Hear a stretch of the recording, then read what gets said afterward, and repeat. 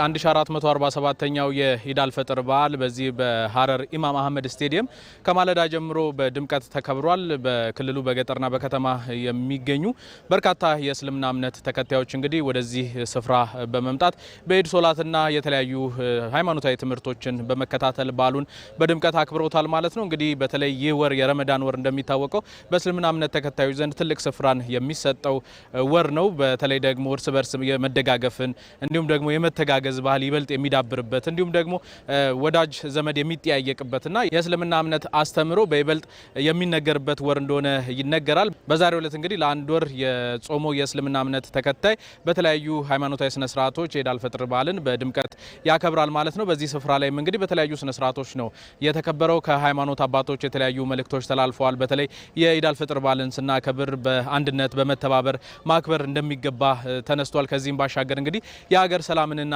አንድነትን በማስጠበቅና በተለይ ህዝበ ሙስሊሙ በዚህ ውስጥ ያለውን ተሳትፎ በማላቅና በማሳደግ በዓሉን ማክበር እንደሚገባው መልእክቶች ተላልፈዋል። ከዚህም ባሻገር የእስልምና አስተምሮ እንደሚናገረው የተቸገሩትን በመርዳት ወላጅ አልባ ህጻናትን በመጠየቅና የተለያዩ አቅመ ደካሞችን በማገዝ የኢድ አልፈጥርን በዓል ማክበር እንደሚገባ ነው የተነሳው። ይህ የመደጋገፍና የመተጋገዝ ባህል ደግሞ በዚህ ወር ብቻ መቆም የሌለበት እንዲሁ ደግሞ በቀጣይነት እስከሚመጣው የረመዳን ወር ድረስ ህዝበ ሙስሊሙ እርስ በርስ በመደጋገፍ በመረዳዳት ማሳለፍ እንደሚገባው አንስተዋል። በበዓሉ ላይ የተሳተፉ የተለያዩ የእስልምና እምነት ተከታዮች እንዲሁ የረመዳን ወርን እጅግ በሚደንቅ ሁኔታ ማሳለፋቸውን የገለጹት እርስ በርስ የመደጋገፍ ባህሉ ይበልጥ የታየበትና የተስተዋለበት እንደሆነ ነው ያነሱልን። በዛሬው ዕለትም እንግዲህ የኢድ አልፈጥር በዓልን ሲያከብሩ ደግሞ የተቸገሩ ወገኖችን በመርዳት ጎረቤቶቻቸውን በመጠየቅ በማስታወስ እንደሚያከብሩ ነው ያነሱልን። እንግዲህ አጠቃላይ ዘንድሮ ደግሞ ሀገራዊ ጠቅላላ ምርጫ የሚካሄድበት ዓመት እንደመሆኑ በዚህ ላይ በንቃት መሳተፍ እንደሚገባ መልእክቶች ተላልፈዋል።